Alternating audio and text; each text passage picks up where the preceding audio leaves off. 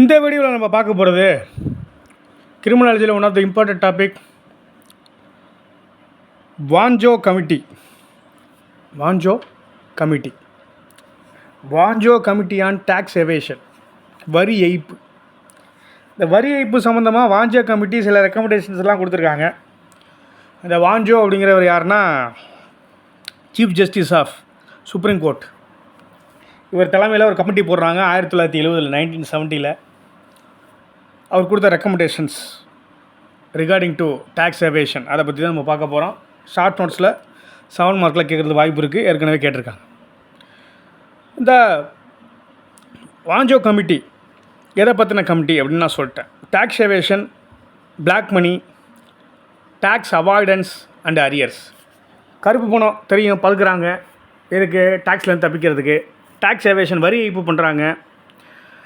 அப்புறம் tax arrears, tax கட்டாமே ரொம்ப காலமாக நிப்பாட்டி வைக்கிறது. டேக்ஸ் அவாய்டன்ஸ், வரியிலேருந்து எப்படி தப்பிக்கிறதுக்கு அப்படின்னு சொல்லி அதுக்கு மாற்று வழியெல்லாம் கண்டுபிடிக்கிறது. கிட்டத்தட்ட இது ஒயிட் காலர் க்ரைமில் வருது அப்படின்னு நான் ஒயிட் காலர் க்ரைம்லேயே நான் சொல்லியிருக்கேன். சரி, இது எதனால் நடக்குது அப்படின்னு சொல்லி வாஞ்சோ கமிட்டி சில விஷயங்களை சொல்கிறாங்க, அதுக்கு ரெக்கமெண்டேஷன்ஸை கொடுக்குறாங்க. வாஞ்சோ கமிட்டி என்ன சொல்கிறாரு அப்படின்னு சொன்னால், இந்த பிளாக் மணிலாம் எங்கே இன்வெஸ்ட் பண்ணுறாங்கன்னா, ஜுவல்லரியில் நகையாக வாங்கி வைக்கிறாங்க, கோல்டு தங்க கட்டியாக வாங்கி வைக்கிறது, அப்புறம் ப்ரீசியஸ் ஸ்டோன்ஸ், டைமண்டு, அது மாதிரி விஷயங்களை வாங்கி வைக்கிறது. அப்புறம் லேண்டு, பில்டிங், நல்லா தெரியும். ரியல் எஸ்டேட்லாம் அதிகமான பிளாக் மணி இப்போ இருக்குது. இப்போவும் சரி, முன்னாடி உள்ள காலகட்டங்கள்லேயும் சரி. ரைட். இந்த பிளாக் மணினால், டேக்ஸ் எவேஷன்னால், இப்படி டேக்ஸ் வரி கட்டாமல் இருக்கிறதுனால என்ன பாதிப்பு அப்படின்னா, that is a loss of revenue to the state. அதான் ஃபஸ்ட்டு பாயிண்ட். வாஞ்சோ கமிட்டி சொல்கிற ஃபஸ்ட்டு பாயிண்ட் வந்து இது ரெவன்யூ லாஸ். ஆமாம், அரசாங்கத்துக்கு வர வேண்டிய வரி பணம் வராமல் போகுது, அதான உண்மை. ரைட். ஹானஸ்ட்டு டேக்ஸ் பேயர்ஸை இது பெருசாக பாதிக்குது. அங்கே இன்இக்வாலிட்டி இருக்குது. ஏன்னா நேர்மையாக வரி கட்டுறவன் ஒரு பக்கத்து வரி கட்டிகிட்டு இருக்கான், பிளாக் மணி சம்பாதிக்கிறவன் மறைச்சி வச்சுக்கிறான். That is a inequality between tax payers அப்படிங்கிறத வாஞ்சோ கமிட்டி சொல்கிறார். இப்படி இருந்தால் நேஷனல் எப்படி டெவலப்மெண்ட் ஆகும், நேஷன் எப்படி டெவலப்மெண்ட் ஆகும் அப்படின்னு கேட்குறாரு. ரைட். அப்புறம் இந்த மாதிரி பிளாக் மணியை வந்து என்ன பண்ணுறாங்க, அன்லாஃபுல் சேனல்ஸில் வந்து யூஸ் பண்ணுறாங்க, அன்லாஃபுல்லாக யூஸ் பண்ணுறாங்க. அது ரொம்ப தப்பு. இது ஒரு பெரிய டிசாஸ்டராக போய் முடியும், கண்ட்ரியோட வெல்த்துக்கு, சொசைட்டிக்கும் ஒரு பெரிய டிசாஸ்டர் இது அப்படின்னு சொல்லி முடிக்கிறார் வாஞ்சோ. சரி, main reason for tax evasion, வரி ஏய்ப்புக்கு முதன்மை காரணங்கள் என்ன அப்படின்னு சொன்னால், high rates of taxation.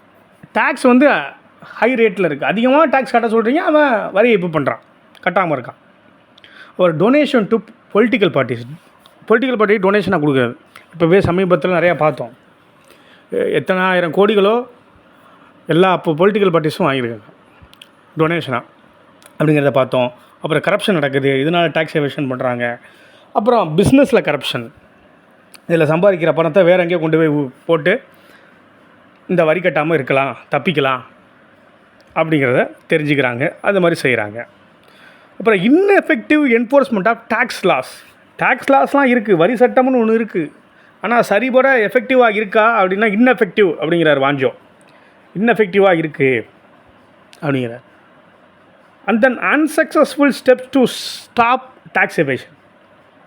Government எடுக்கிற நடவடிக்கைகள் இருக்கே, வரி ஏய்ப்பு சம்மந்தமான நடவடிக்கைகள்லாம் அதெல்லாம் அன்சக்ஸஸ்ஃபுல் அப்படின்னு சொல்கிறார். அட்மினிஸ்ட்ரேஷன் வீக்காக இருக்குது, அது இன்எஃபிஷியண்ட்டாக இல்லை, பொலிட்டிக்கல் இன்டர்ஃபரன்ஸ் நிறையா இருக்குது, அரசியல் தலையீடு. பெரிய பணக்காரன் அவனை போய் இப்போ நம்ம தொட்டாங்க அப்படின்னு சொன்னால் உடனே அவன் அங்கேருந்து மந்திரி, எம்பி, எம்எல்ஏ எல்லாருக்கும் ஃபோன் அடிப்பான். அவனால் எந்தெந்த லெவலில் முடியுமோ அந்தந்த லெவல்லையும் ட்ரை பண்ணுவான். ஸோ பொலிட்டிக்கல் இன்டர்ஃபரன்ஸ் நிறையா இருக்குது, அதனால் இன்னெஃபெக்டிவாக இருக்குது இந்த சிஸ்டம் அப்படின்னு சொல்கிறாங்க. அப்புறம் டிமானிட்டைசேஷன் கொண்டு வந்தாங்க கவர்மெண்ட்டு. நம்மளுக்கு 500 1000 நோட்டெலாம் ஒழிச்சாங்க, அந்த நோட்டெலாம் மாற்ற சொன்னாங்க, புது நோட்டை விட்டாங்க. இதனால் கருப்பு பணத்தெல்லாம் ஒழிச்சிருவேன்னு சொன்னாங்க. ஆனால் இது வரைக்கும் அந்த மாதிரி சரியாக நடந்திருக்கா? கருப்பு பணம்லாம் ஒழிச்சிட்டாங்களா? அது நல்ல ரிசல்ட்டை கொடுத்துச்சா அப்படின்னா இல்லை. ஓகே. அண்ட் தென் இந்த டேக்ஸ் எவேஷனை நீக்கிறதுக்கு வரியை இப்போ போக்குறதுக்கு கவர்மெண்ட் என்ன மாதிரி மெஷர்ஸ்லாம் எடுக்கணும்னு சொல்லி வாஞ்சோ கமிட்டி சொல்கிறாங்க. சில விஷயங்களை பெனால்ட்டி இம்போஸ் பண்ணணும், இந்த மாதிரி வரி கட்டாமல் தப்பிக்கிறவங்களுக்கு பெனால்ட்டி இம்போஸ் பண்ணணும், அப்புறம் வந்து இம்ப்ரிஸ்மெண்ட் கொடுக்கணும், உங்களை கொண்டு சிறையில் அடைக்கணும் அப்படிலாம் சொல்கிறாங்க டேக்ஸ் எவேடர்ஸை. அதுக்கப்புறம் செட்டில்மெண்ட் கமிஷன் அப்படின்னு ஒன்று அமைச்சாங்க. அந்த மாதிரி ஒரு டேக்ஸ் டிஸ்பியூட் மெக்கானிசம் அப்படின்னு சொல்லி ஒன்று கொண்டு வந்தாங்க. அல்டர்னேட்டிவ் டிஸ்பியூட் ரெசல்யூஷன் பாடி அப்படின்னு ஒரு பாடியை வந்து கொண்டு வந்தாங்க இந்த வாஞ்சோ கமிட்டி. இப்போ வந்து செட்டில்மெண்ட்டை பேசி தீர்ப்போம்ல, அவுட் சைட் த கோர்ட் நம்ம எப்படி கன்சிலேஷன் வச்சுருக்கோம், ஆர்பிட்ரேஷன் கன்சிலேஷன், அது மாதிரி இங்கே செட்டில்மெண்ட் கமிஷன் அப்படின்னு ஒன்று ஆரம்பித்து பேசி தீர்க்கிற மாதிரி ஒரு அட்மினிஸ்ட்ரேட்டிவ் பாடியை கொண்டு வரணும் அப்படிங்கிற மாதிரி ரெக்கமெண்டேஷன் கொடுத்தாங்க. அப்புறம் voluntary disclosure of income scheme அப்படின்னு சொல்லி ஹானரபிள் எஃப்எம் யார் கொண்டு வந்தான்னா ஹானரபிள் எஃப்எம் சிதம்பரம் அவர் கொண்டு வந்தார். இது சக்ஸஸ்ஃபுல் ஸ்கீம் தான். என்ன பண்ணாருன்னா, வரி கட்டாமல் இருக்காங்கள்ல, ஒரு 6 மாதம் டைம் தர்றேன், வந்து வரி கட்டுங்க, உங்களோட வருமானத்தை நீங்களே சொல்லுங்கள், உங்கள் மேலே இந்த சட்ட நடவடிக்கை எடுக்கிறதுலேருந்து நான் வந்து உங்களை காப்பாற்றுறேன். சட்ட நடவடிக்கையை உங்கள் மீது எடுக்கப்படாது, நீங்களாம் முன் வந்து என்னோடய வருமானம் இது, நான் இவ்வளோ டேக்ஸ் கட்டணும் அப்படின்னு சொல்லி ஒத்துக்குங்க, அந்த டேக்ஸை கட்டிடுங்க, நான் வந்து அந்த சட்டப்பூர்வமான நடவடிக்கை இன்வெஸ்டிகேஷன்லேருந்து உங்களை நான் விட்டுறேன் அப்படின்னு சொல்லி பி சிதம்பரம் ஒரு முன்னெடுப்பாக இதை எடுத்தார். இந்த ஸ்கீமை கொண்டு வந்தார், voluntary disclosure of income scheme அப்படின்னு ஸ்கீமை கொண்டு வந்தார். இது எஃபெக்டிவாக இருந்துச்சு. அந்த சமயத்தில் எல்லாருமே வந்து இது வந்து 1997 அவர் எஃப்எம்மாக இருக்கும்போது. ஸோ என்ன பண்ணார் அப்படின்னு சொன்னால், ரைட்டு எல்லோரும் வந்து முன் வந்து டேக்ஸ் கட்டினாங்க, இது வந்து சக்ஸஸ்ஃபுல் ஸ்கீம் அப்படின்னு சொல்கிறாங்க. ரைட், ப்ரொவிஷன்ஸ்லாம் கரெக்டாக இருக்காங்க, டேக்ஸ் ரிலேட்டட் ப்ரொவிஷன்ஸ், இந்த மாதிரி டேக்ஸ் கட்டலாம் தண்டனை அப்படிங்கிறது சரியாக இருக்கா அப்படின்னா இல்லை, கம்பல்சரியாக நீ டேக்ஸ் கட்டணும் அப்படின்னு சொல்கிறோம், ஆனால் அது எஃபெக்டிவாக அந்த மிஷினரி ஒர்க் பண்ணதானே இல்லை அப்படிங்கிறாங்க இவர். அதுக்கப்புறம் இந்த கமிட்டி வாஞ்சோ கமிட்டி என்ன சொல்லுது, 10,000 ரூபாய்க்கு மேலே என்ன ட்ரான்சாக்ஷன் பண்ணாலும் பேங்க்கில் தான் பண்ணணும்னு சொல்லுங்கள், அப்போ தான் கருப்பு பணத்தை ஒழிக்க முடியும் அப்படின்லாம் சொல்லுது. சாத்தியம் இல்லை, அந்த கமிட்டி வாஞ்சோ கமிட்டி சொல்லுது. அதுக்கப்புறம் டேக்ஸ் ரைட்ஸ் அண்டு சீஜர்ஸ் என்ன பண்ணணும், ரைடு விடுங்க, அதான் ஐடி ரைடு போயிட்டுருக்காங்க, நம்ம தான் டிவியில் பார்த்துட்ருக்கோம். சமீபத்தில் எங்கே பார்த்தாலும் ஐடி ரைடு தான் இருக்குது. அவன் ப்ராப்பர்ட்டி சீஸ் பண்ணுங்கள், வருமானத்துக்கு அதிகமாக சொத்து சேர்த்துருக்கானா அதை சீஸ் பண்ணுங்கள் அப்படிலாம் சொல்கிறாங்க. பட் சொல்கிறாங்க, ஐடி ரைடு போகிறாங்க, ஏதோ கணக்கு கட்டுறாங்க, அதுக்கப்புறம் என்ன நடந்துச்சு அப்படிங்கிறது தெரியல யாருக்குமே இது வரைக்கும். ரைட், இப்படிலாம் பண்ணிங்கன்னா தான் பிளாக் பண்ணியை உங்களால் ஒழிக்க முடியும், டேக்ஸ் எவேஷனை தடுக்க முடியும். அப்புறம் டேக்ஸ் கட்டாமல் இருக்கிறாங்களே, கன்சீல் பண்ணுறாங்களே, அதை தான் நீங்கள் குறைக்கலாம்,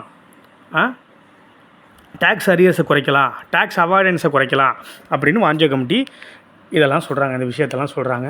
இப்போ வாஞ்சோ கமிட்டி உங்களுக்கு ஈஸியாக புரிஞ்சிருக்கும். 1970 வந்தது, relating to tax evasion. Tax எவேஷனும் 4 மார்க்கில் கேட்கலாம், வாஞ்சோ கமிட்டியும் 4 மார்க்கில் கேட்கலாம், 7 மார்க்கில் கேட்கலாம். ஸ்டடியில் ஃபாலோ பண்ணுங்கள், சப்ஸ்கிரைப் பண்ணுங்கள்.